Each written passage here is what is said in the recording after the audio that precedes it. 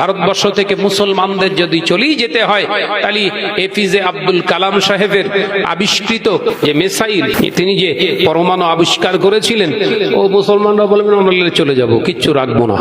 তখন তো ওই গোবর আর ঘুঁটে ছাড়া হাতে কিছু থাকবে না। আমাদের এখানে যা ভাস্কর্য আছে, যা কিছু এখানে চিত্রকলা শিল্প এখানে মুসলমানদের তৈরি করা ছিল, সব ঘুরিয়ে শেষ করে দেবো, এখানে কিচ্ছু থাকবে না।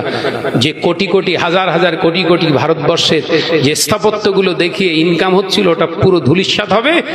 লাস্টে ওই ওষুধের জায়গায় গরুর পেচ্ছাপ খেয়ে খেয়ে মরণ হবে। এগুলো আমার কথা না, মিডিয়ার কথা। একটুখানি শুধু শিরা টিপে ধরেছে, তাতেই 103 টাকা থেকে 13 টাকা হয়ে গেছে। এ কথা বলে না যে যারা এলাপা ছিল আমরা ভাই ভাই, এখন বলছে না, বলার দরকার নাই। কেন আমরা ভাই ভাই, ওরা সব মোল্লা সব আলাদা, আমরা ভাই ভাই বলছো না কেন? বলে না, সেই তো 114 টাকা তেল কিনতে হচ্ছে, সেই তো গ্যাস সিলিন্ডার 1000 টাকার উপরে। তাহলে ও সব বলে লাভ নেই ভাই, বুঝে নিয়েছি।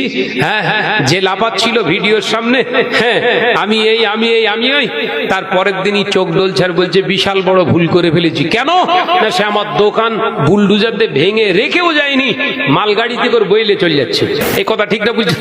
দেখেননি আপনারা, ঘরগুলো ভাঙছে, ওই ফুটপাতের দোকানগুলো বেচারাদের ভাঙছে, টিনের যা টুকরি টাকরা করে রেখে দিয়েছে, ফেলে রেখে চলে যান, তো ওইগুলো কুড়িয়ে নিয়ে চলে যাক না, ওগুলো মালগাড়িতে করে তুলে চলে যাচ্ছে।